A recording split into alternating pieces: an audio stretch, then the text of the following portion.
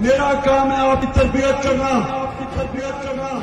میں آپ کا باپ کی طرح ہوں اور میں جس طرح اپنے بیٹوں کو سمجھاتا ہوں کہ آپ کے سامنے دو راستے ہیں.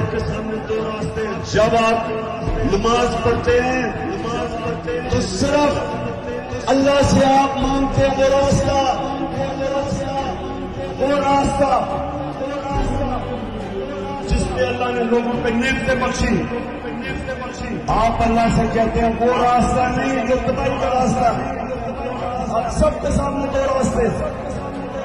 ایک راستہ ہے کہ چوروں کی ہم غلامی کریں، یہ تباہی کا راستہ.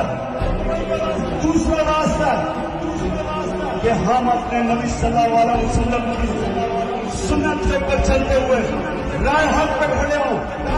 امر بالمعروف جو قرآن میں اللہ میں حکم دیتا ہے کہ اچھائی کے ساتھ کھڑے ہو اور برائی کے خلاف جہاد کرو.